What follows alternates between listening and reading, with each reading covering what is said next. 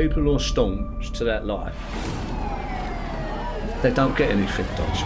Went to the robbery game very, very quickly, you know, like the violent stuff. Counterfeiting, you know, we used to do different things, you know, there'd be the drugs thing, we'd collect debts, do whatever had to be done to get the money back. It's an evil life, Dodge, but not all the people in it are evil. You know, I knew all the guys. Lenny was a f***ing animal, make no bones about that. There was only one of him, Dodge. Did you ever come across Charlie Bronson? Yeah, I know Charlie very well. Do you think he should be released now? The high security prison system. Anyone they don't like, they will package you in a way that they can lose you in the system. Have you come across Pat Tate, Tony Tucker and Craig Rolfe at all? There's a lot about that case. Look, I've always played by the rules of that life, and believe you me, I know a lot. But I let sleeping dogs lie, mate. It's funny, it's been going on for 30 odd years now and there's no answer. People saying they know, they don't know. Do you know?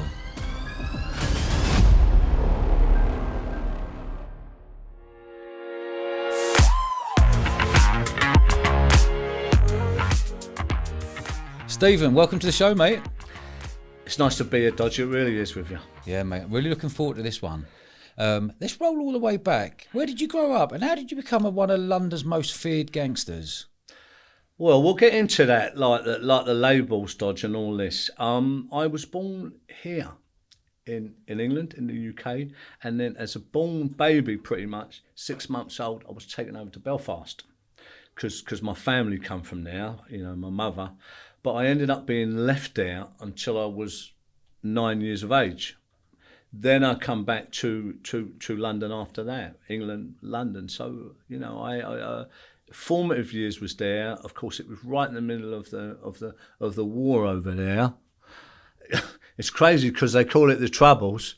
Troubles to me is a fight down at the end of the road, not shooting it out every night from the flats and bombs and all the rest of it. But, you know, there you go. You know, I see a lot of horrendous stuff over there, but of course as a kid it was normal to me because that was my environment. I didn't know anything about the world. Then my surrogate mother, she died of cancer when I was 9, so I was the little boy with the case on the boat going to an alien place, really, you know, and that was it. Wow. And what was that feeling like being in an island? What decade are we talking here? What year roughly are we talking? Well, I was born 1971. Yeah. So, you know, if you go from there... So late 70s, yeah, early 80s, early 70s, yeah. going up to, you know, to 80. Yeah. But that was when it was really hitting it over there. It was right in the middle of the problems over there, the war, you know. And what was it like with going to school there? Did you have an English accent? Did you go straight out of there? Did you build an Irish accent? What was the... Well, when you're a baby, of course, you don't have an accent at the 6-month-old at Dodge. So I was really in that environment in every sense of the word. I tell you what, the schools over there, you'd be terrified if you didn't have your homework and you was in there on time. Yeah. Because, you know, there was these big Christian brothers, they used to call them. There was this big black flowing, you'd be terrified of them. Yeah. They used to line up the whole class if one person spoke out of turn, and they'd give it to you with this thing called the strap. Yeah. So it was very... The strap? The strap, they used to call it. It was like this big, thick piece of leather. Yeah. You know, and they'd get the hands, you know, and... but it was very much like that. Needless to say, you know, people over there have a very, very high thing of learning, right, you know? Yeah. But for you, though, I want to go back a bit further because did you have an English accent in an Irish school? How was that? No, I didn't have that, you know, because I was taken over there 6-month-old as a baby. So I grew up with the Irish accent, but when I come to England, it was Straight the other back, way around. I had the Irish accent. Clever. So that was... And then when you come back to England, what were your movements? What part did you move to? Well, I come back. I started off in West London, which was down Cricklewood, just for a little bit because my family was there, right? And you know, of course, I had that accent, didn't I? Right, you know, so I was different, but you know, it was the city, and I had a few fights, as you do. I found it really, really hard to kind of settle. Because although London was a fast place, where I'd come from, it was really different. So I started getting into trouble really, really quickly. But I was really angry, Dodge. You know, this is where that rage and that anger really appeared in me, and it was kind of downhill from there. What was your relationship like with your mum and dad? To be honest, my dad, I wouldn't know him. If I passed him in the street, Dodge, this is the thing. I've never met him, right? So, that's that one. My mum, it was like cat and dog, right? One of the things was, unfortunately, I didn't have that bond with my mum because she wasn't there. I had the surrogate mum. She'd come back to England, to make a better life for us, but I had no bond with this woman. So when I first come over that little bit, I didn't know this person. So I'd missed that, and that was tough. And what were your movements then, going into school, sort of like your 14, 15, up to 18s? Well, I didn't settle well. I was always in trouble from the off. Troublesome kid, always kind of in trouble. But I realised in many ways, Dodge, it wasn't really about trouble. It was, I don't know if they call it ADHD now or whatever they call it, but my process, it's still the same today, of course, but a lot different. I was a kid, I couldn't sit still. So that translated, with everything together into other stuff. And I was always kind of up the front, or always the one where the light was kind of, I had my own problems anyway, settling. So that's what it was like. But very, very, very quickly, I was put into foster homes, which was care homes, some of them very, very brutal. So that was another spiral then. I've heard all sorts of stories over the amount of people who've been in care homes. What was care homes actually like in the 80s? They was brutal, I went to a couple. One of them, was the main one I went into, a place in Hertfordshire, and it was mixed. But we were skinny kids, I'm talking 13, 14, right? So there's a couple of brutal stuff in there, not like sexual stuff, but they'd beat the granny out of you. They'd smash my head off, the walls, concrete, they'd drag you, along the floor. These was big men then to us. It was a proper liberty. I should always try and protect, the kind of younger ones. There was a few of us in there who just had something in us, like that spirit, so we wouldn't have it even then. But they used to lock me in this boiler room, which was a fucking right liberty, right? So it's kind of a boiler room. And a couple of times they left me in there in the night. They put me in there, locked the door, Dodge. You'd be in there with the rats and, the creepy crawlies. This was the kind of thing was going on in there, And how many years were you in the care homes for? Well, I was in there for years because what happened was then we'd run away from there, right? So we'd do silly things, because we'd have no money, right? We'd nick silly cars and do silly things, stupid nonsense. We'd go back to London and then they'd nick us because we was just stupid kids. So they'd take us back and that'd go round and round. So that was the start of the criminal journey, really, which was nonsense, right? And yeah, that was the part of it. So a few years there in the middle bit, but it started to become criminal then. Because of the charges. These are the early times, the first bit, right? So how did your criminal sort of route go then? You started nicking cars, then what sort of did it move on to?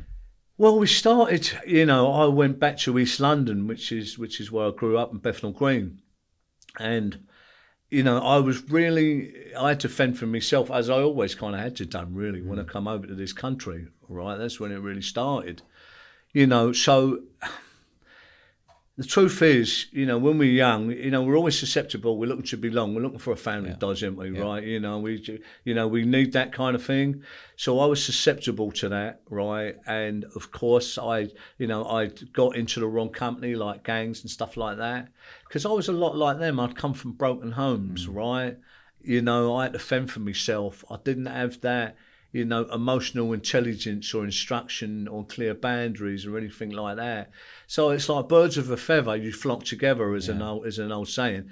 It was a bit of that, but of course you had the older ones as well, who was, a lot more advanced, a lot more older, and you'd be groomed. You'd be groomed on the way through as is a progression of this crime, going into organised crime, because they use you. They see you in them, or they say, oh, here's one, right? He's a mad kid. Because I was madder than everyone else. I'd always do more than everyone else. I was that kind of kid. Yeah. But that was just a protection thing, really, now, looking back. But that's the way I'd done it. So, of course, I stuck out a bit. They thought, oh, yeah, he's someone who has something about him. so we can push him more up the front and all that, right? You know? So as a kid, you were game. Oh, very game, yeah. Kind of had to be Dodge, you know, kind of had to be.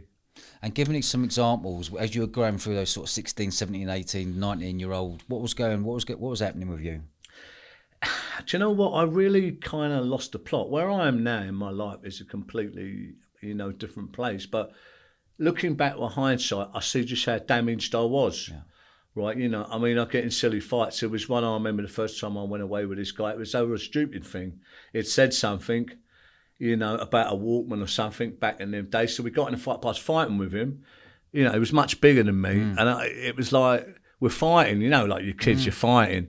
But I couldn't seem to hurt him enough. So I stabbed him, right?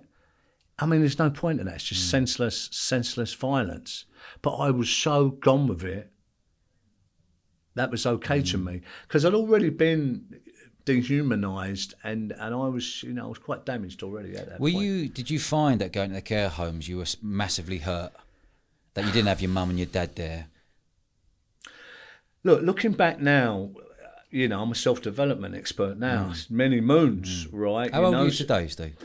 52. Okay. Right, you know, but going back now, you know, with the knowledge that I have, I can see the depth of the damage that I have. Of course, it's always in the past, isn't it, Dodge? So I was really set up for this stuff. It's not an excuse. I'm not the excuses guy. But there are elements where I was positioned for a lot of stuff that was, you know, out of my control. So I had to deal with it. So I was forged for a lot of bad stuff really, really early on and just had to get on with it. I had to navigate it. So bad choices go into more bad choices, go into more bad choices, and you're conditioned, you know, quickly with this kind of stuff. So that first fight there, did you get banged up for that? I did for that one, but I got banged up before that for another kind of a fight, right? You know, a gang fight, and I went to DC when I was 14.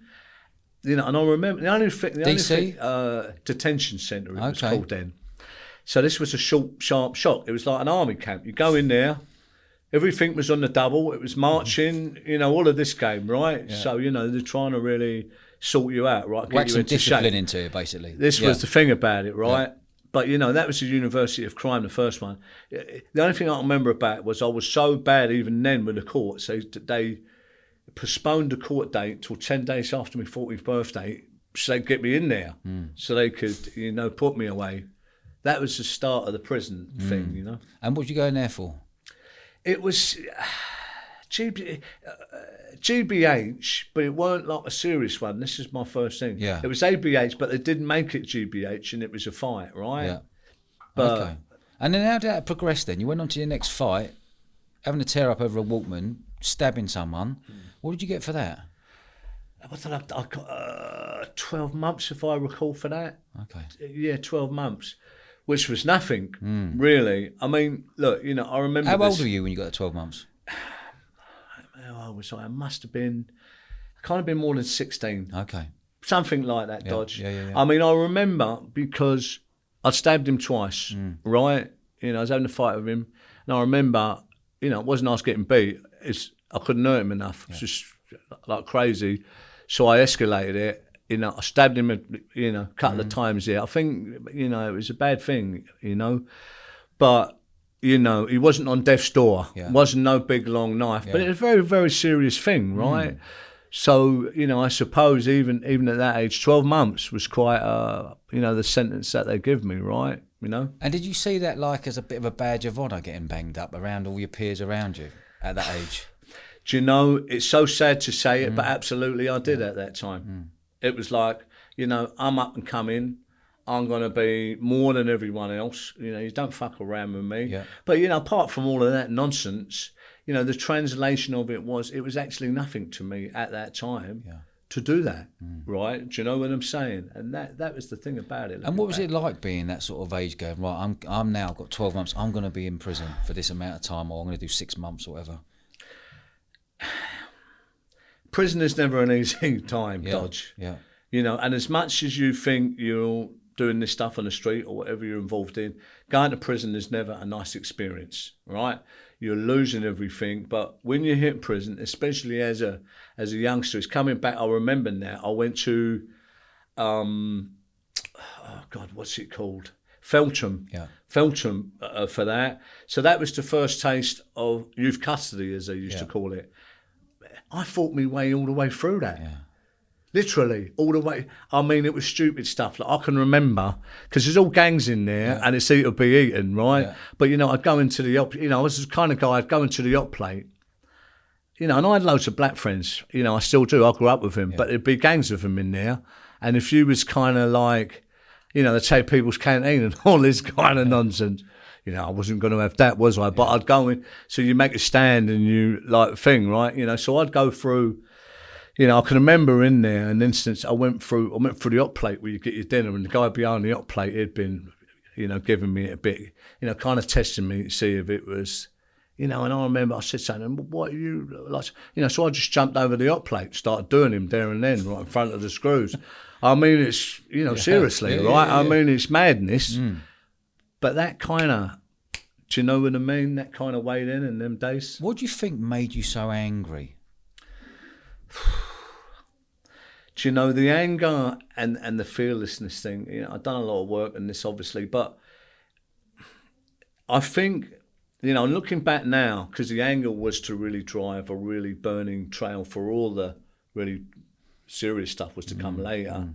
But I think what it was everything that I valued or anything that I loved or had in my life, it was always taken away from me and destroyed. And I had that from an early life, from day dot. And what I see, I realised that life was cheap. So I was really programmed with that suspicion, with all of that, you have to be careful what you do, where you go, who you think, all of this, and anything can happen at any time.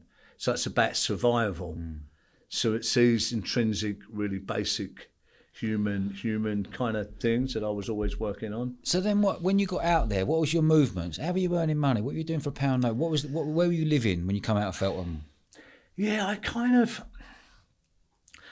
was kind of on the streets in a way, but I weren't, because I'd be staying, I was out, I was feral, I was with the guys, I'd be staying here. Well, it is, it pretty much is, isn't it, There's a great old saying, strange faces, suitcases and no digs.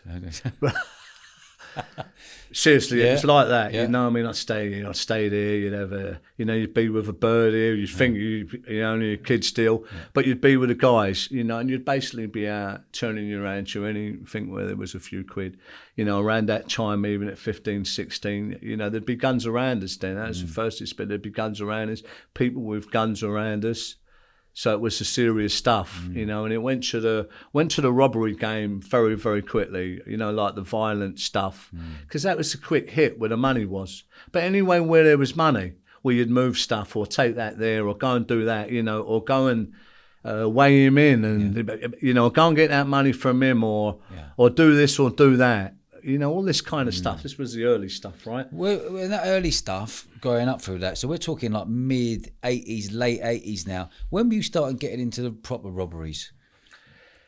Look, there was a little gang of us, a little group of us who was just kind of together, right? And a couple of them I'd met when I'd been away, funny enough, and we'd kind of got together when we come out, our paths had crossed. So again, we was birds of a feather. But we was all kind of at the same game, really, right? With the same kind of background. So it was, look, it started off, banks, wages snatches, stuff like that. Anywhere where there was a few quid, right? Crazy stuff. And we'd, it would go on to all kinds of stuff. That was the start of it. But then, you migrate in the robbery game, because then you're looking, you get wiser, you get better at it, right? You were the older ones. Don't get as well. I had a lot of the older ones around me really, really early, right? So I had a real expeditious journey in this life, because I had some of the family that was around me. They was like really active, serious target criminals, vans, post office vans. All of that stuff. There's like 40, 50, all that. They were already, and all the people they used to associate. So this was the upbringing and the programming, and this is what we do. This is how life is. This is how you conduct yourself. This is how you hold yourself. This is what you do. This is what you don't do. So it's like it's something to aspire to in a crazy way. But that was there from early on. Did you have any mentors there? You're saying you had people older than you. Was there a couple you're looking up to going, I want to be like him one day? Yeah, absolutely. You know, and they was very, very close. You know, I wouldn't mention names, right? But they was very, very close, right? You know, and they was, you know, they was family, right? You know, they was family. So you're a lot more susceptible to when you've got your close people, family like that, and you're seeing that lifestyle. You're seeing how you need to conduct yourself, and this is how we do things. What sort of rules were laid on the plate for you? Well, you know, the obvious ones: you don't grass, No you don't lolly grassing, on your, yeah. you know, on your own. You know, you don't kind of go outside the circle. You don't speak no one's business. You don't talk out of turn, right? You know, you hold yourself right. You know, you don't let anyone take a liberty with you or whatever. Because if you have a bad turnout, it goes bad on you. It reflects on everyone else. So, you know, you've got to be aware of the family and, you know, all of that stuff, flying the flag, all right? You know, these are the main things. And like, obviously, like, we don't have it with no one who's not, you know, be careful who you have it with. Do you know what I'm saying? And you're talking about the family. What family are you talking about? Well, I don't want to go into it too much, but I'm talking about my family that I had, you know, at that time. And, you know, I was to marry into as well. Right, you know, that was part of it, right? So, but there was, you know, I mean, even me brothers, right? Later on at that stage, right? You know, I've got brothers as well. You know, my mother, you know, there was a stepfather. You know, they had brothers. You know, I had brothers, right, and a sister. You know, they've all been to prison, right? You know, I was arrested with my brother with a gun and stuff like that. So, you know, it gives you just another little picture.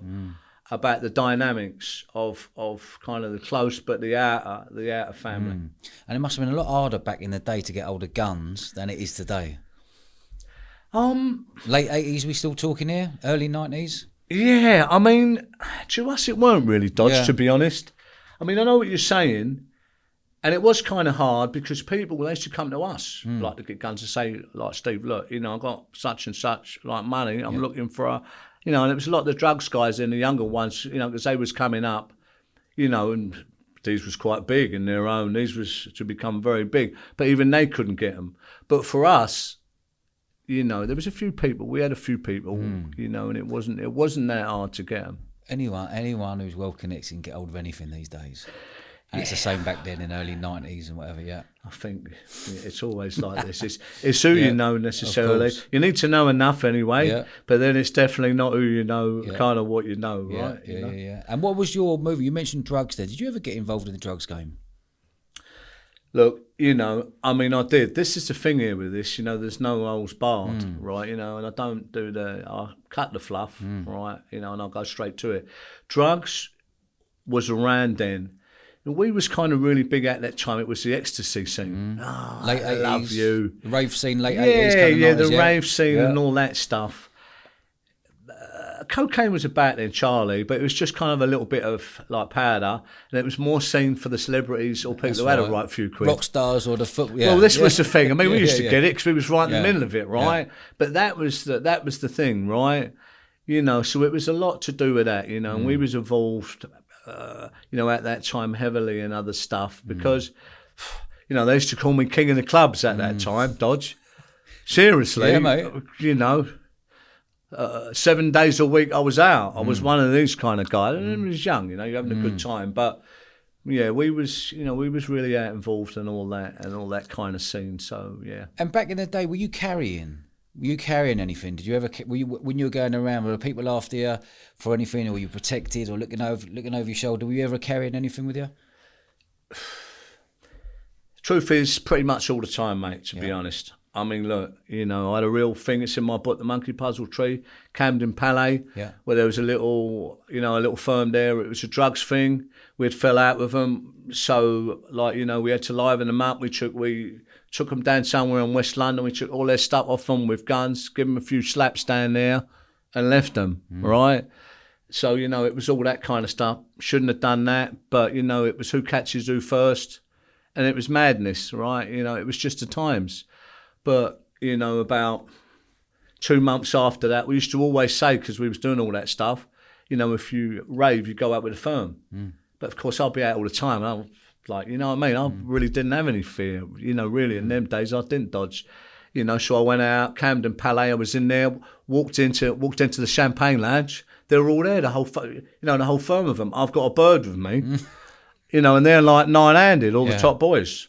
You know, but I fronted it because they kept, you know, they see me straight away. They come up, one of them, who he whispered in my ear, he said, you ain't going to leave here without a scar down in your boat. I went, fuck, why would you fucking mug? I went, you know, I right fronted it. Yeah. But I had a, luckily, and it saved my life this night, I have to say, I had a knife down my sock, which I put down my front first, you know, to get through. Because I remember I got through because Lenny McLean was on the door. Right? That's right. I was about to say Lenny was on, Lenny was on the door, right? Yeah. So this was the thing. But it was a funny one, this, right, Dodge, because I got in, right, Lenny and all that, and knew us. So I went to the toilet, but I took the knife out of my thing, I put it down my sock. And lucky I did, right? Because I thought to myself, all right, you know, you've got the champagne bar, which is all lit up.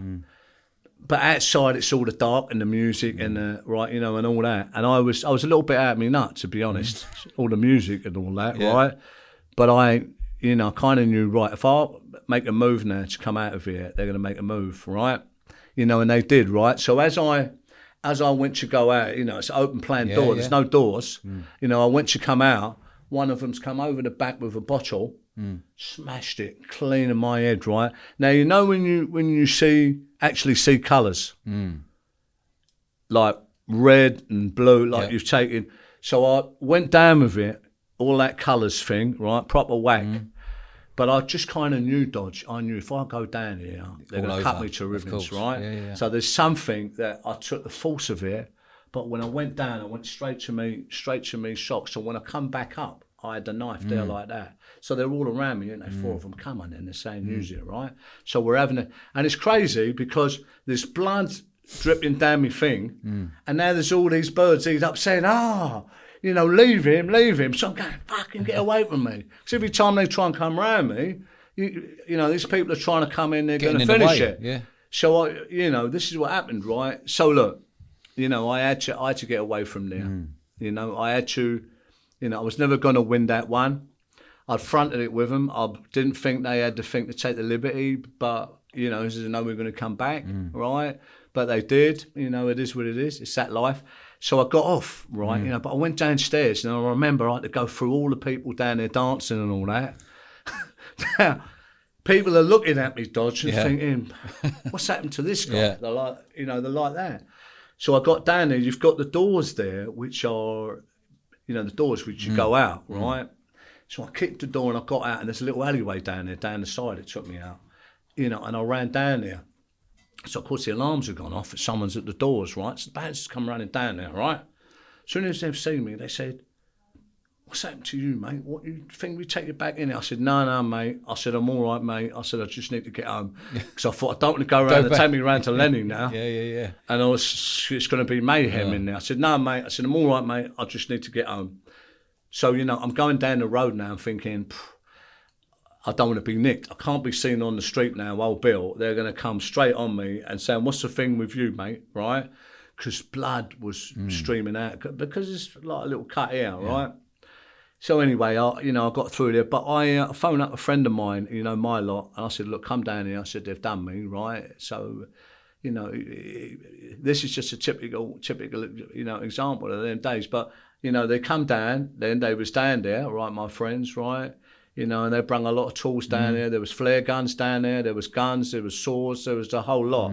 You know, and we was plotted up over the back over there, waiting for them. Do you know what I mean? But my nut was gone, right? You know, I was so crazy with it. I ain't, you know, going to say what I was going to do, but it wasn't going to be good, right? You know, and in the end, my pal said to me, Steve, you're not right, mate. You know, we're going to take you to the hospital, because you're going to get us all nicked. Do you know what I'm saying?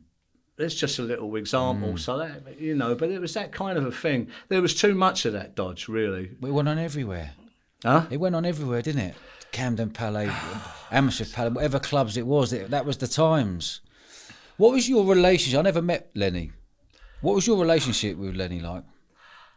Lenny liked me, I think, because, you know, I weren't no threat to him. Lenny was a fucking animal. Make no bones about that, right? You know, he broke my pal's jaw and, you know, in 3 places, you know. He snapped up a few people around me that was really close friends of mine. That was Lenny, right? You know? But I always got on with Lenny, right? You know, and I was like that with the older faces and the older ones than me because I've been brought up like that, you know, and I had a way about me to, you know, get on with people rather than you know, be falling out with people. I didn't mind other enemies or competitors or how that was going. That was fair game. But I was kind of brought up with them values. So, you know, I weren't no threat like to Lenny, right? You know, and I got on well with him. And of course, he's got his, you know, you had Jamie, right? You know, his boy and all that and different stuff. You know, and I was out at the East End as well. So, you know, this always goes well. He was a tough man, wasn't he? He was. I've had a lot of my pals who knew him well were like, mate, Dodge, he was another level. He was another level. Yeah. I don't, you know, he was a maverick, Lenny. There's no, you know, there's no question about it. I don't, you know, there was only one of him, Dodge, how he was then. But I was to see him all the way through as well, even after when he got arrested for that murder and I was with him. I had a little stint with him in Brixton. Right, you know, and he wasn't too well then at that point. He was trying to keep it from everyone. So I got to know Lenny, you know, even more then, you know. Where did you go? What was your movements there? You said on a roll back, but you said you got caught with a mate with a gun. Do you remember the first time you did your first bank robbery?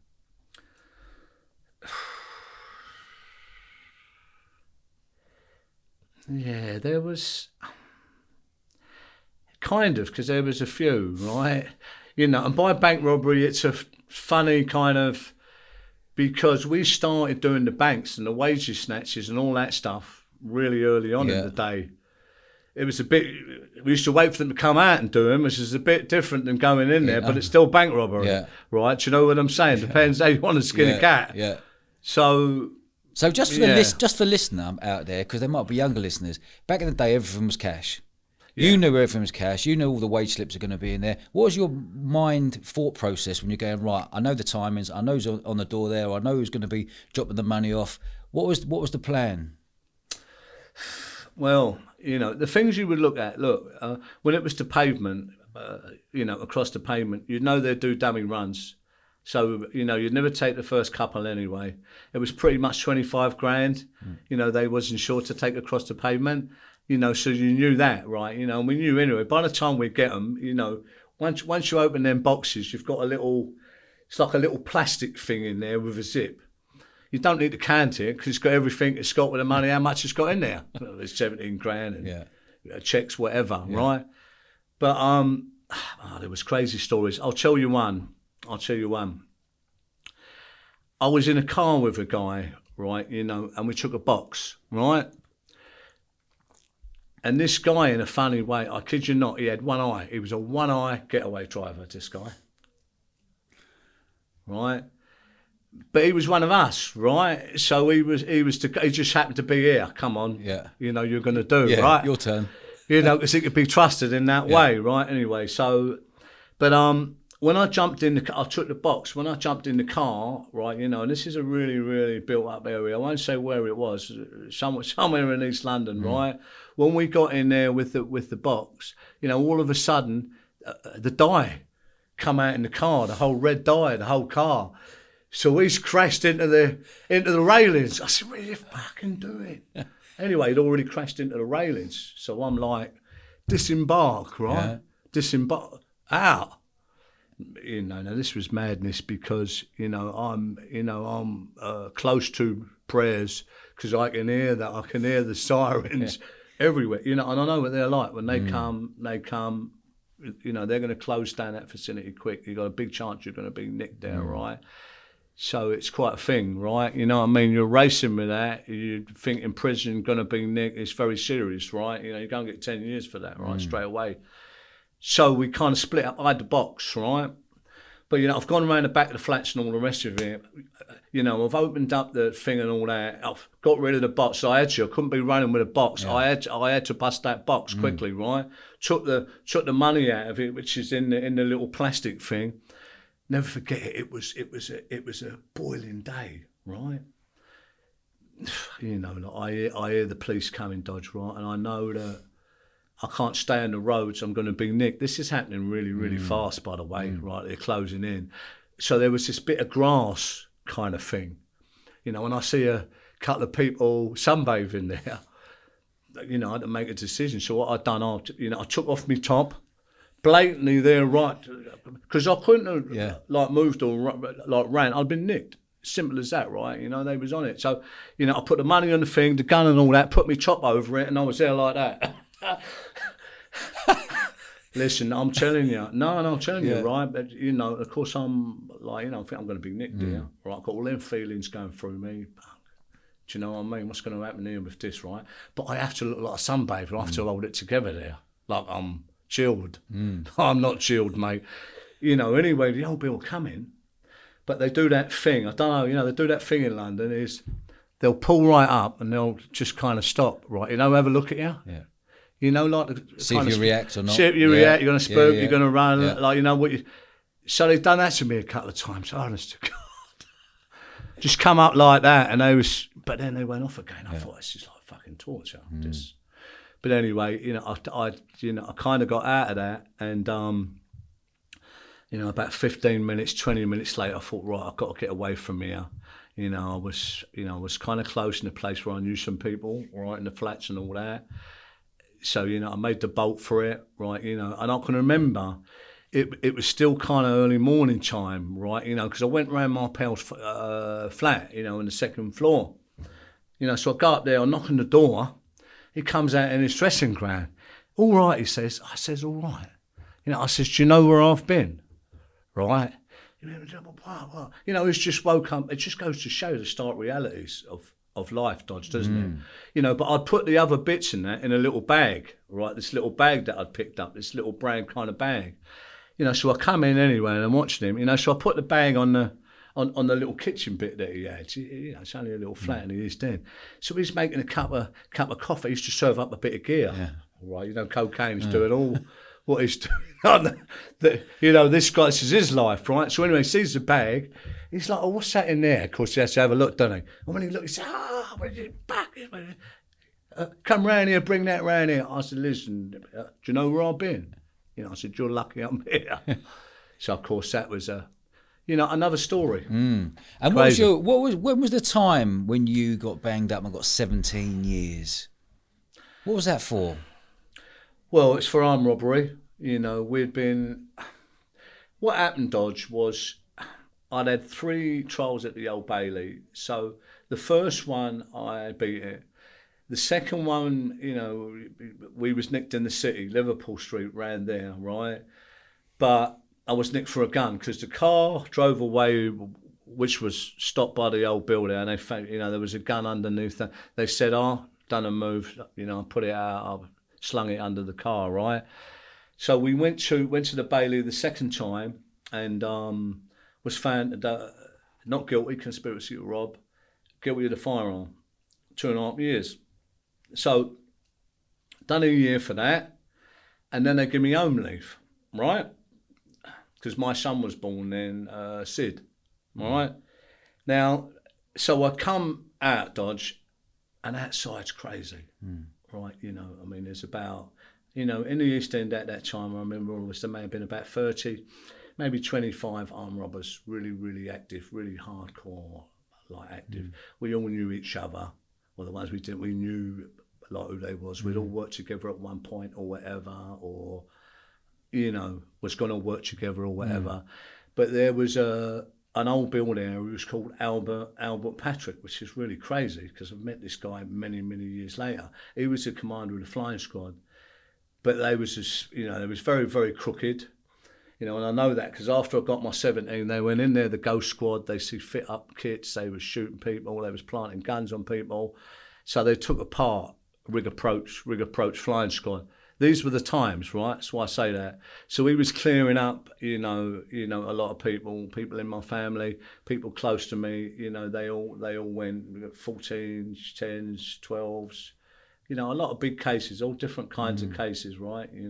Without going into it. So this was the environment I come into, right? Straight into it again. Now, I wanted to go back. I really did. I really aimed to go back. But on that last day, I missed it. It just didn't happen. You wanted to go back where? To prison. Right, okay. They give me a home leave, right? Yeah. So I get the home leave, but I have to go back. Yeah. And I really wanted to go back. I did, right? I didn't manage to do it. I didn't go back. That's the end of it. I didn't go back. So now I'm on the run now, unlawfully at large. The whole thing's changed, right? So, it was back to the same thing of robbing and all this kind of stuff. And, it was the same thing. We was just living at that. And, a lot of the other organised crime stuff, there'd be, all kinds of stuff, Dodge, the counterfeiting, we used to know all the guys then who had all the, they was printing money like it was out of water. Yeah. I'm telling you, yeah. All that game, yeah. A lot of different things, there'd be the drugs thing, there's even, we'd collect debts, like we'd go around, there were certain people, like, we was up for that, we'd go and do whatever had to be done to get the money back, all of that kind of stuff, a lot of brutal stuff as well, we'd even take money off other people and all that stuff, it was just... You'd take liberties. Look, were you taking liberties? Like you look back now as a 52-year-old. You're looking back now. Well, roughly, how old would you have been then? Mid-20s, early 20s, early 20s. When you look back, did you look back? You actually properly took liberties. Yeah, you do. Yeah. Dodge. There's no other Yeah. There's no other way to say, to dress it up. That's the place that we was in, right? And there's a lot of stuff, which wasn't pretty, which wasn't nice, and I certainly wish I had. Conducted myself in another way, right? You see, one of the things that I've learned as well about a lot of the people, a lot of these organised crime people, whatever, I've been around, is it's an evil life, Dodge, but not all the people in it are evil. Yeah. Some of them are really, really talented, but, we kind of, for some reason, because of what's gone on, usually behind us, or what we think is around us, we have to go down to the gutter to get our self-respect and our honour, what we perceive to be our honour, right? Which of course is wrong. We know that now. Now we're forward. We own businesses. Look, in 2019, I was nominated for International Peace Prize for conflict resolution. Yeah. I've really gone the full circle with this to say that. So I have a real understanding of the journey, right? But looking back, that's how it was. So what was it? So when was it then you actually got banged up for 17 years? Right. So what happens is, we're out there, we're doing all this stuff. I'm unlawfully at large, so it's a different kind of game. There's nothing stable about it, and you need money, right? You need money when you're on the run, Dodge, right? So we was looking at a lot of things, and on that day, the old bill used to come on us and off us all the time. Because it can't be on you all the time because of the money. They need the funding. They need to say why they're going to put a full team on you, or why they're going to do this, or how long it's going to be. So, I was really anti-surveillance conscious. Yeah. And you'd come out your ass, you'd feel it. 'Cause strange stuff would be happening around you. And you'd think, that's not right. It's just strange stuff. It used to even be at points I'd say to people, they're out there, they're watching us, something's gonna go down with these people. Yeah. I'm telling you, So, they might say, oh, you're paranoid. I'd say, all right then, come out with me for a morning and see what happens. Yeah. I remember saying that to a lot of people. And I'm telling you, after we'd go out, for an hour, people would be saying, yes, Steve. Yeah. You know what? So you were clocking it straight away, undercover old Bill, people all keeping the time. An eye on you. Okay. Look, we used to have the Tandy's radios and all that as well. So we was into the police frequency. Yeah. So we'd hear stuff. Yeah. We'd be anti-surveillance with them, kind of watching them. I mean, look, I'd do a lot of stuff. I'll give you one instance, especially on meets with people, right? Even You know, I'd be very, very cagey, how I would think, for obvious reasons. But, you know, I'd always call people to meet me pretty much, right? You know, I had a few places I used to go. One of them, there'd be like a tall flats there. You know, so if the meeting was at 1, I'd be there at 12. Yeah. You know, I'd be up in the flats watching all the roads and everything. You know, just before, you know, when I'd phone them up, I'd say, look, I'm coming to you, mate. I'm stuck in a bit of traffic here. Yeah. Right, I'm going to be there. Just watching everything, always looking for the trap, always, you know, that kind of thing, right? You know, because there'd been a lot of experiences. It was like that. So this was the kind of game. But were you using as well? Yeah. If you're getting paranoid, using gear and getting paranoid, it's a double whammy. Yeah, Dodge. I was at that time, but it was, you know, for me, it was kind of the drinking, and sometimes it'd be that cocaine thing would come in, and then you had the parties with you, so you'd be up for some of that, and it was party. So you was being affected by that. I mean, I've been clean now 17 years. I ain't had a drink 17 Good years. for you, mate. Don't smoke, don't do none of that stuff. You know, so looking back, I'm in a different world of consciousness now, where I am, and discipline. But I can see the old self and just how nuts that was, right? And where I was at that time, right? But on that day, it was kind of crazy because I didn't see him. You know, I didn't see him. But, you know, we had this canteen house place where they used to put all the money from all the betting shops and all that stuff. You know, and we'd looked at it a few times, right? Do you know what I mean? You know, and they used to collect all the money there, right? So it was worth looking at, right? But we looked, you know, to be honest, we looked at a few things that day, right? It just so happened, you know, we fell on that, you know, and we see an opportunity. But they had been on us, you know, all day for a couple of days, knowing that we was, you know, they'd watch us and see we're getting ready, you know, teams getting, you know, together and all this stuff. You know, I had Cody's from Bermondsey across the water. You know what I mean? They was well-known family, right? Do you know what I mean? So they know that certain people are getting together in their movements to say, right, you know, this is looking like they're gonna hit something or move on something, right? I didn't see him. I honestly didn't see him, I just didn't see him. So, you know, I was kind of, you know, they said there was, you know, I was just remembering armed police, right? You know, they said I fired a couple of shots, which was proved in the Old Bailey, Dodge. I have to say they went off accidentally, right? You know, and even so, I would never want to kill anyone or anything like that. For me, it was about escaping, right? But I remember, you know, when I heard that, it just all goes in slow motion. And it was dark because this was a Christmas time, and it was about 4 or 5 o'clock. So it was dark, right? You know, it was coming to a Christmassy kind of time, that time. And I remember running and zigzagging. You know, I mean, I thought I was going to die, right? I thought that's going to be it, right? You know, and I had the gun and all, and I was, you know, I was getting rid of stuff, but I kept the gun, and I remember thinking, waiting for the shot to come. I kept, you know, zigzagging down the road, right? Trying to throw them off a firing position, right? Didn't come, right? So, you know, I'd gone into the flats, but, you know, they got me. There was helicopters there. There was like the whole bit, but they actually fitted me up there. But, you know, and this come out in court after, because it was the same people in all these flying squad, but they moved all the stuff in me pockets and everything, Dodge. You know, so they took one glove and they put it on the road right round where the shots was fired. The other glove they put in my pocket to link me, right? You know, all the cartridges and all the other stuff, you know, was everywhere, but they put another one in my pocket. So they searched me, right? This is a serious incident. And they searched me again. They took me Lehman Street, which is the high security police station. So they searched me again, and then 3 months later, when they'd done the forensics, they found a stocking mask in my pocket. 3 months later, so, you know, it was all. Do you reckon they were just there to get you to go, right, we've got to get him off the streets? He's a pain in the backside. Otherwise, he's going to carry on doing it. If they're setting you up like that, there's got to be a bigger picture for them.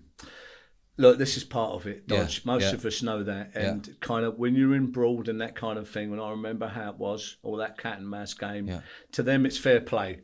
If they know you're, you know, an active armed robber, serious, out there, live firearms, you know, and it takes a certain different level who's actually going to use them. They're robbers, and there's divisions lot of robbers, right? You know what I mean? You know, they see that obviously as, you know, a major threat. So someone needs to be targeted, you know, and taken off the board, right? By any means. You know, this is because there was a time it come into law, didn't there? There was robberies happening everywhere around London, everywhere, every bank, everything going on, bookies, da da da. There was when there were law coming and said, right, the old bill now can let fire onto the robbers. Something happened where it slowed all the robberies right down.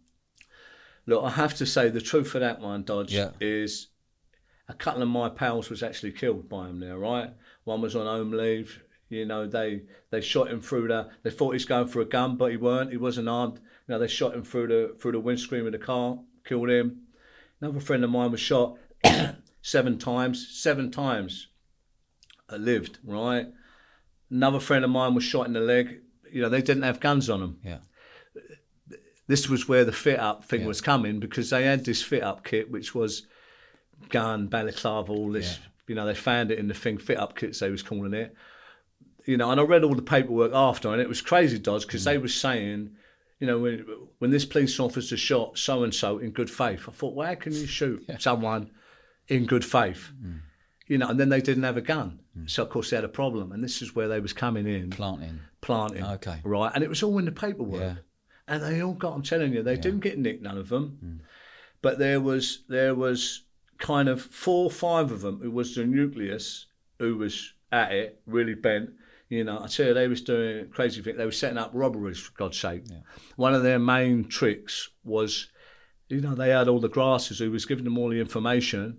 They was taking big portions of the money, of the reward money, right? And that was their best trick, right? What, the old bill was taking backhanders of the reward money? Well, there was reward money, you know, given out for all this intelligence. Yeah. So, of course, they knew a lot. Yeah. You know, and then the other people, they was working together, but they was even knocking, you know, the informants, just giving him like a pittance and take the big whack out of the... That's what they was doing, these guys, right? I'm sure. What rough year are we talking here? We're talking, this is late 80s, going into the 90s. And when did you get banged up? I got banged up 91, going into 92. Yeah. Right? And what did you get actually banged up for, 91, 92? Yeah, it was possession of a firearm with intent to endanger life, conspiracy to rob, all right? You know, there was a couple of counts of that, you know, and your other charges, they put firearms without a licence and all that, like stuff. That was the...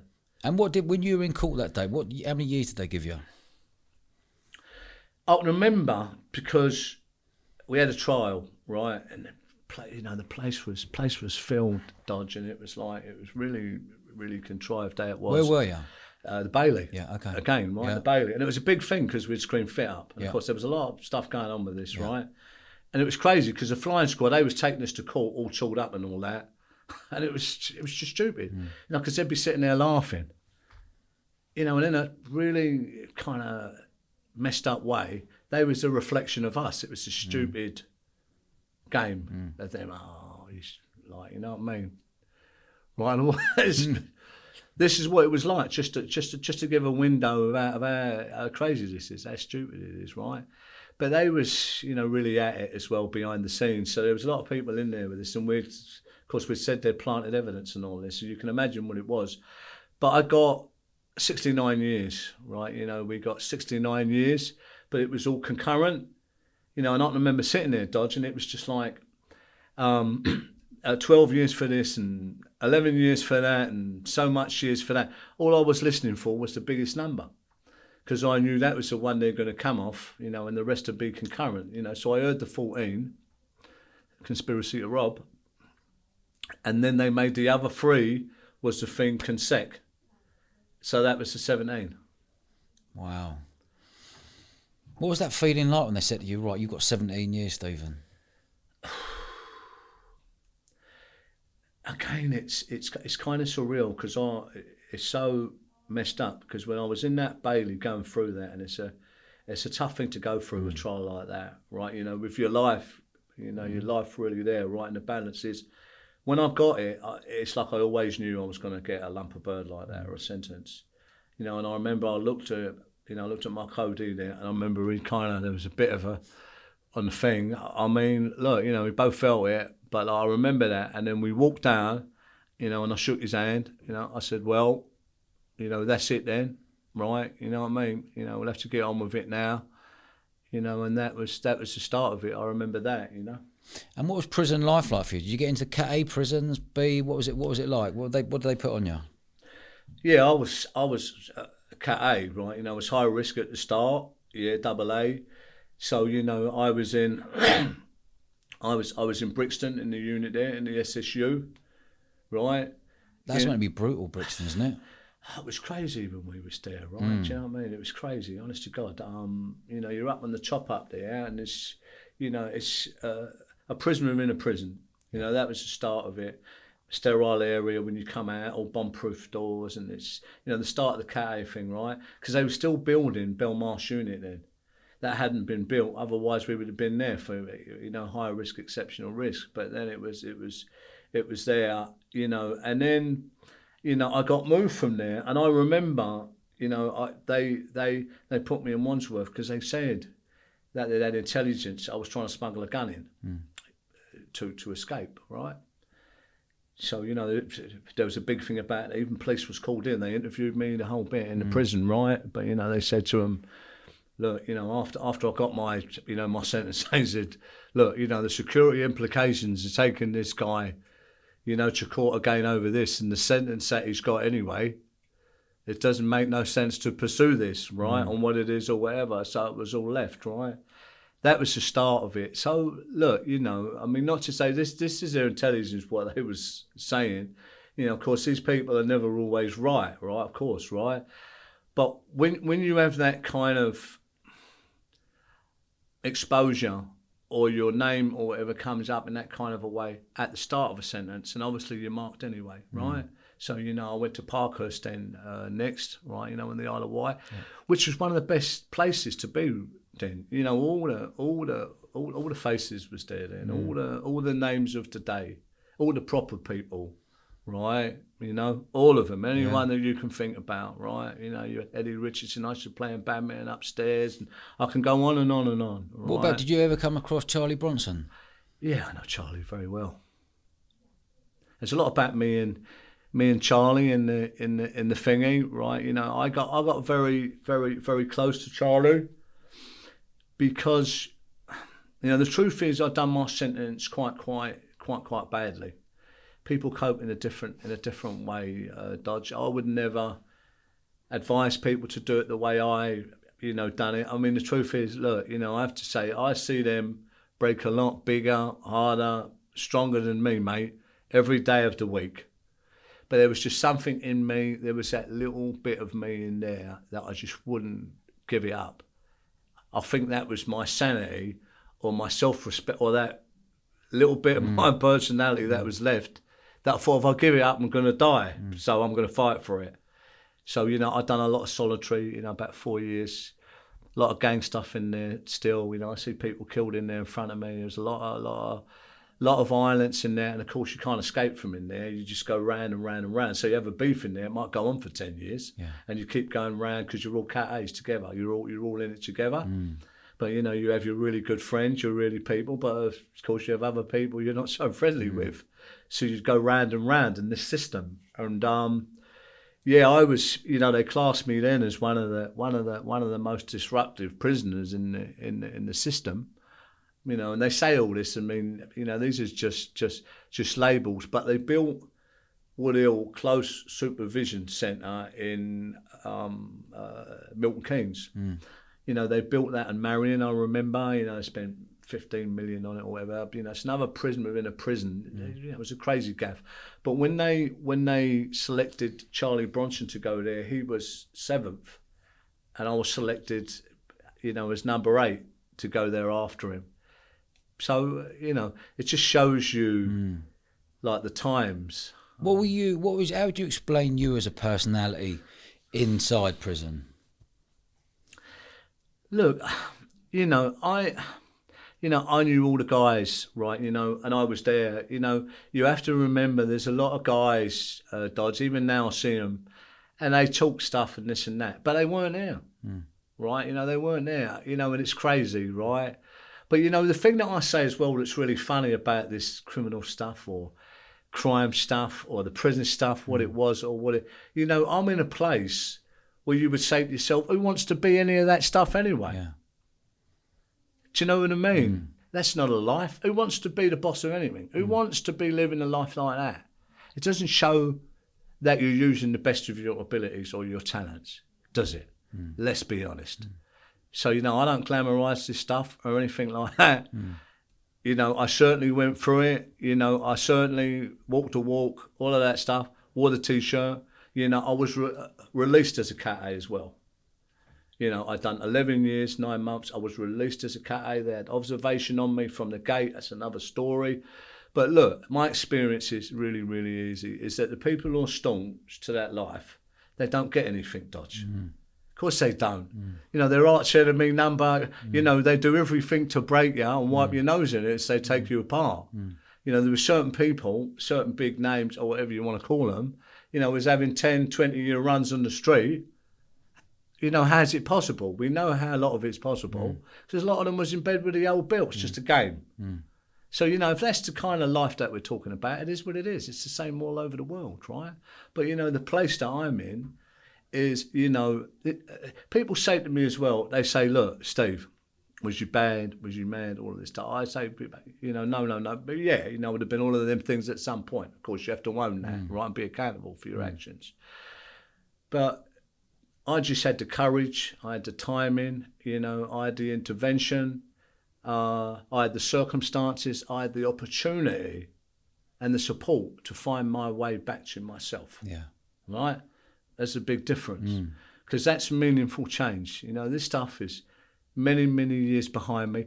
And it's crazy because I've done so much work, Dodge, to get away from all of this. Yeah. And you've got the papers there. You know, they've got me down as number one this, but the papers do all this anyway. Yeah, of course, to sell papers, yeah. Then you've got idiots that say, oh, you know, and I think to myself, mate, you know, what are you talking about? You know, you wasn't even there. But the thing that really makes me laugh is, look, you know, you don't even get it because I've never glorified this life. You know, I paid my dues, you know, and 10 other people's. I've done everything the hard way, right? You know, and I don't say that that life's glamorous. You know, I say, look at me now. You know, I'm the CEO of my own company. I have wonderful people in my life. You know, wonderful children. You know, I've got the resilience code where I'm changing people's lives all over the world. I'm just about to start a UK tour. I do a lot of, media stuff. I do a lot of other stuff that helps people. You're doing a lot of good stuff. A lot of good stuff. And that's why we're on here today. Because we're not glorifying it all and what have you. My point, I want to just go back, there's a couple of things I picked up on there. You got a 17, but you did 11 years and 7 months, did you say? 9 months. 11 years and 9 months. 9 months in Cat A. Yeah, Cat A. And released. Look, I'll tell you what. Why did you not go down from a Cat A to a B to C to D? Good question. Look, the premise is, if you're a Cat A, right in there, is that you go from A, B, C, D. D being open prison. Yeah. So it's about rehabilitation. So they get you ready, you know, to go back into society. You know, I didn't get none of that. Don't forget what I said how we started. They're saying about guns in prisons and all that. Then segregation, and you know, then all the fighting with the screws and the this, that, and the other. You know, the associations they said that I had with people and what was going on, and you know, all the rest of it. You see, this is a real management plan of the high security prison system, and it's kind of like what they've done to Charlie, but in a different way. Is anyone they don't like, or they will package you in a way that they can lose you in the system. So you're fair game, right? And they'll really try and destroy you as much as they can. There's no rehabilitation. It's about containment, security, and breaking you, right? So you comply. Yeah. You know, this is a real big prison service word, compliance, right? But you couldn't have complied if you got a 17 thinking I'm going to do 8.5, but you end up doing 11 years, 9 months. How many add-ons did you get? How many months extra and years extra? I didn't. I didn't get any add-ons as such because I had the sentence anyway, right? And the thing was I was. This was the thing about it, Dodge, was I was under the old system, right? So I can remember when I was meant to go home that day in Belmarsh, right? They'd kept me right up the Northern Circuit for 5 years just to break me because it'd make it hard. I'm right at the other end. All these tricks they used to do. So they'd take me down to Belmarsh. So give me an example. Northern Circuit? Well, the Northern Circuit would be Frankland, Durham, Leeds. You know, I was on that circuit for 5 years. Okay. Just to make it so hard for my family from the south to keep coming up. But look, I had some wonderful people around me. I have to really respect, what we'd done together at that time, and they was there for me, right? And it's very important at that time that they was, what I was going through. It's part of the journey, right, for all of us, right? But so they bring me down to Belmarsh for the last couple of months. Nice, classy, right? Do you know? Classy. Thank Not you. even, if it had been 2 weeks, I wouldn't have been surprised, right? But, they give me 2 months right at the end. But I'll tell you what, they've done this big contrived kind of to do at the end. Because I was still a Cat A, they're thinking, no one wants to release a Cat A like this guy, right, or whatever. But because I was under the old system, they couldn't do anything about it. And I didn't have a licence either. So they thought, we have to let this guy out. There's no monitoring. Because they changed the law while I was in there, but I was under the old system. So they couldn't do anything with me. I come under the old system. So I remember in that morning, they called me up to the office. I was meant to go home. They didn't come let me out. They called me up to the office, made a big show, award-winning performance, right? There was governors and pips and all that. Bad cop, good cop, right, Dodge? And one of them said, we've had a look, we've done a scan, they said, this is what they said, right? We've done a scan of all the prison sentences, as we do. Don't forget, I've done 11 years, right, for them to do a scan, right, 9 months. And 3 months ago, we've done a scan and we noticed that you didn't pay a fine, I don't know, whenever it was years ago, so you actually have another 60 days to do. Oh. I thought, no, it's a game, right? Oh. So anyway, when he says this is another one there, says, I'm not having this. This man has done his sentence. I'm going to go to Doc 1, in the Home Office. So they're playing with me here, aren't they? Right? And they're trying to keep me thingy, right? Keep me down, right? So I thought, no way. I thought these people, they've right at the end, they've done the last kick in the ribs, right? I thought it might come, right? So they put me in they put me back, but they kept me there all day, and then they come back at 4 o'clock and said, we've sorted it out. Get your kit, everything's done, you're going home. So they let me out with the courts when the courts was going home. But I found out later, Dodge, that the reason why they done that was because they was waiting for the observation, for the surveillance outside to be ready. And it wasn't ready in the morning, and I found out because one of my friends in there, Chrissy Pearman, one of the screws said to him after I'd gone out, they said, here, you know your pal, Stevie Gillen, he said they had all old Bill I'm out there for him the other day when he went. So it come out to me, and I remember when I went out and I was picked up, and I went back, I felt them same crazy feelings again. Following again. Again, yeah. I thought, no way. All that period of my life was gone, and it was like going out one door into another. But I found out that because I was still Cat A, because I wasn't on a licence, and they wanted to know where I was going, and they'd heard I was going to fly out of the country. Yeah. So that was the thing. They wanted to know where I was at and where I was going and all that stuff. So Charlie Bronson's been banged up for 50 years. Do you think he should be released now? He should, Dodge. Absolutely. Look, is Charlie Bronson the most dangerous prisoner in the system? Of course he's not. I've seen little skinny guys like that, really damaged. They run up behind you, stab you in the back and run, or in the neck and run. How dangerous is that? It's a lot more dangerous than what Charlie is, I'm telling you. There's a lot of dangerous people in the system, right? And you learn in them kind of environments, size, all this thing, it has nothing to do with it, right? There are different forces at play, right? Charlie has positioned himself. He's an handful, of course, and all the rest of it. But he's 70 now, right? And he's still in the cages. He's still a Cat A. I went through all of that stuff. So, I can speak from expert experience, right? The guy's been given no chance, no chance of, rehabilitation or anything. It's their trick. And they've railroaded him right down the line. So, it doesn't say a lot for justice, though, Dodge. Yeah. This is the problem. I'm not even talking about Charlie, right? And I've been on a lot of big platforms, and they all ask me about this.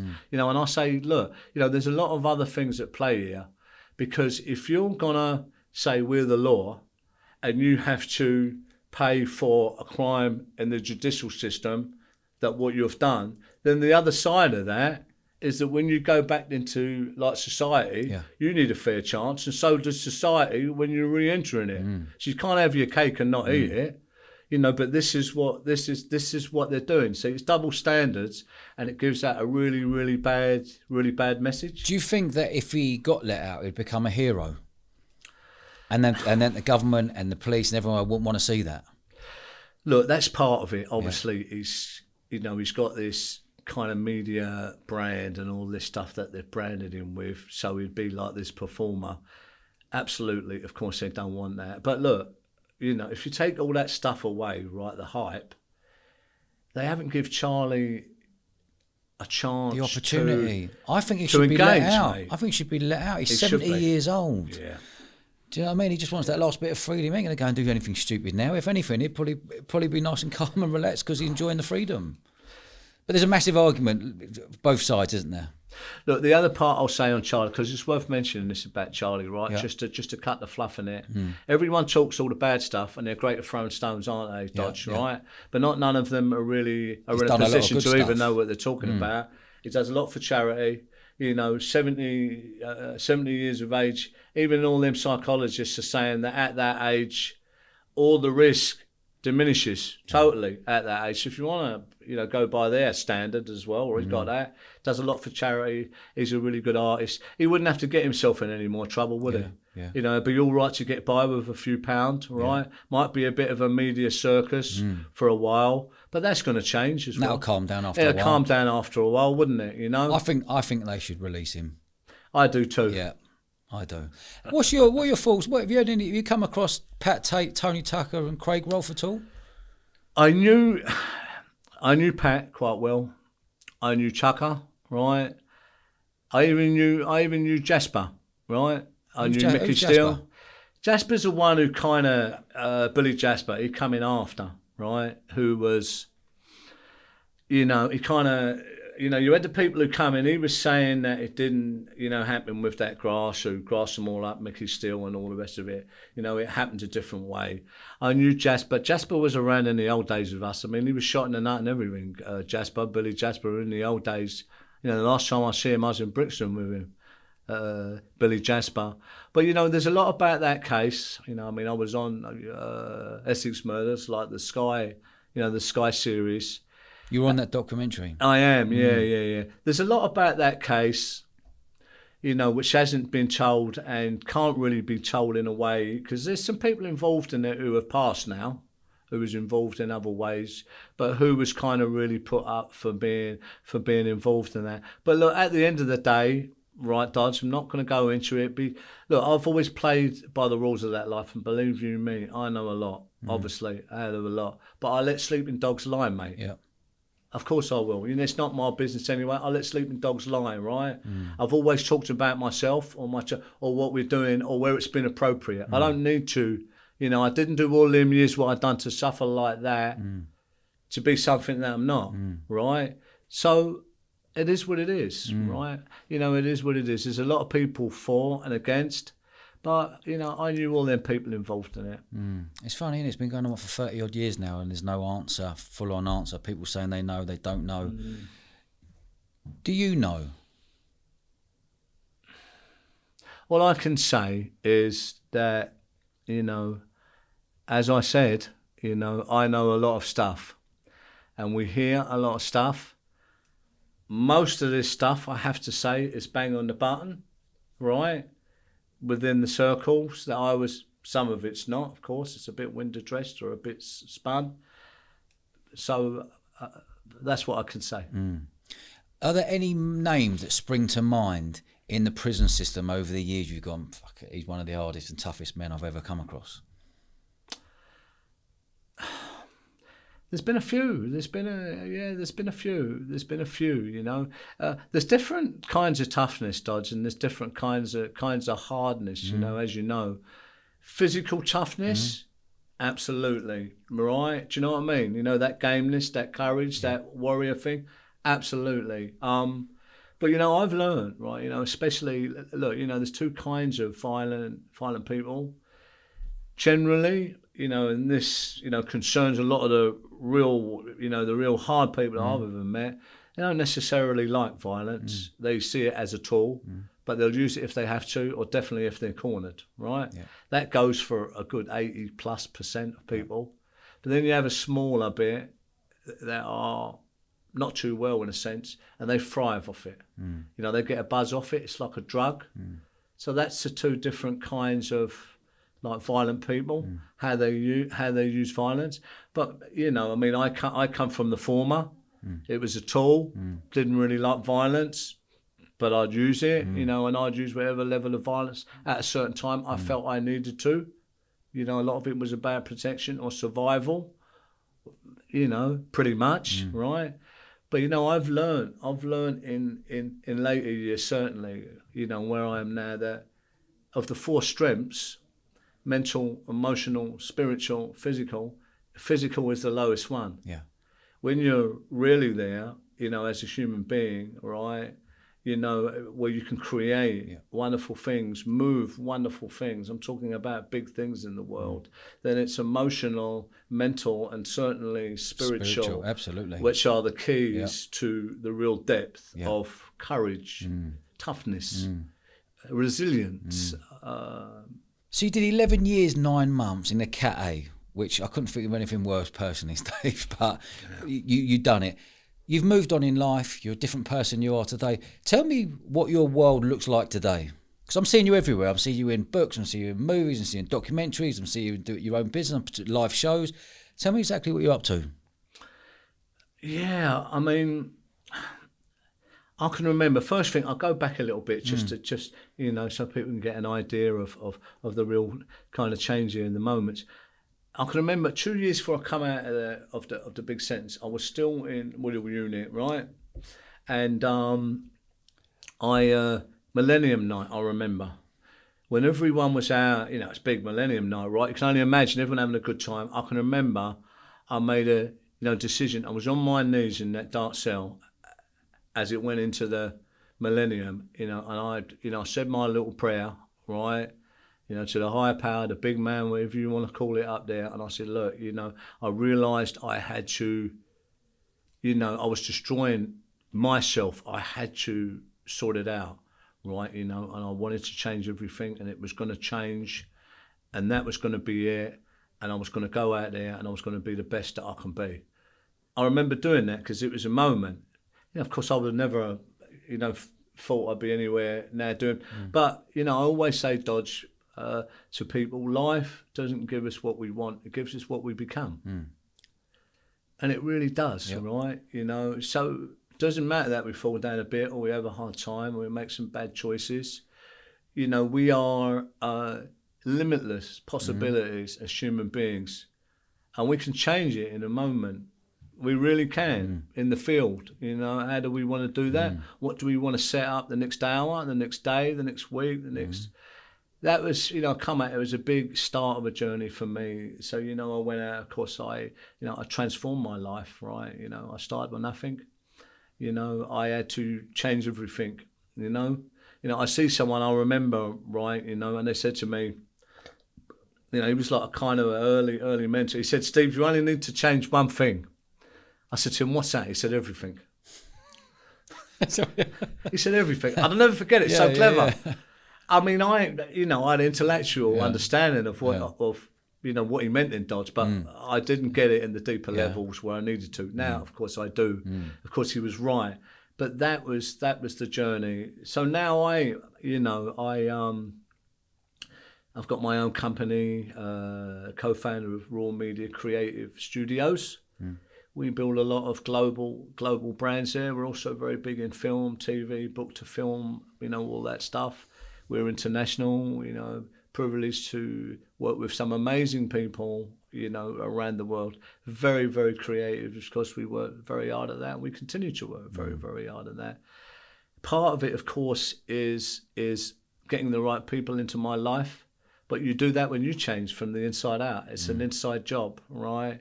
You know, and you have to keep going. And so, you know, I've had a few businesses. We build businesses. I've done a lot of the stuff that I didn't do in my younger days. You know, I got a business degree. You know, I finished third at the top of the people who was doing that. You know, I went there because I always thought, wow, you know, if life had been different, you know, I wanted to check if I was fit or not. You know, because I wasn't. I was all right. I'd done really well, right? Seriously, it was really as easy as that. Especially if you got a degree, of course. Yeah. Well, yeah. You know, all this stuff was about getting the good stuff into me, Dodge, getting the health into me and moving the darkness. You know, I use work as a massive tool, like, to focus on. You know, of course, I've been clean now many years, all these years as well. So, you know, I've done a lot of good work to save a lot of lives there as well. Some of the exclusive stuff, I've just got a two-book deal. So the Monkey Puzzle Tree, which, you know, was optioned to be a film, of course, in LA, they're actually making that into a trilogy now. But with the writers' strike over there, you know, in LA, we work a lot with them. There's also, you know, it's a big project, and it's, you know, we've had COVID, we've had all kinds of things, but we're there with that, right? And so there's a book deal now that's come in, so that's going to be, you know, released as a second edition now. With, you know, I'm going to write a bit more in the Monkey Puzzle Tree because more's happened. And then I've got another book which is coming out, which is called The 9 Steps of Transformation, which I'm really, really proud of, I have to say, because, you know, I've been forged for this, Dodge, and it's a book in the same kind of vein as 48 Laws of Power, Robert Greene. Powerful. This kind of, because it took me a long time to get to be the person with the expertise and the skill set and the right time where I can do that justice, right? But, you know, we're there now with that. And, I'm just about to start a UK tour now. Yeah. So, you know, that's really good. It's called Stephen Gillen, Ready to Talk. You know, we've got a wonderful promoter there, Stargaze Entertainment. You know, of course, they've done a lot of people. They've done Michael Francis, was part of that tour, and he just done it. A lot of other celebrities there. Yeah. David, I can go on and on and on with the kind of names in there that we... But, you know, they're wonderful guys as well. So the first event is September 2nd. Kingston, London. Yeah. Tickets are selling fast for that. They really are. But that's about giving a lot of value, right? You know, we've got something really, really, you know, we've got a wonderful model there now for, you know, for people where we can engage with them. So there's all the notorious stuff, there's all the dark stuff, they want that, but there's a real lot of the gems and the transformational stuff there as well, you know. Good for you. Stephen, I've really, really enjoyed this. I really thank you for your honesty. Oh, thank you. And there's a lot of stories in there, and we'll probably end up doing a part 2 at some point. Well, look, Dodge, you're right. You know, I've always loved what you do. You know, you're quite a guy yourself. You know, it's wonderful to be invited down to your wonderful place here. And it's one of the reasons I wanted to come and do this, because there's no fluff. We're straight down to it. Me and you, up and down. We can sit down, two guys, you know, have a good chat about things and no hidden corners. Yeah. So it's been a pleasure. Thank you. You're a gentleman. Good man, Steve. Good man. Good luck to you. Cheers, thank mate. You. Cheers, mate.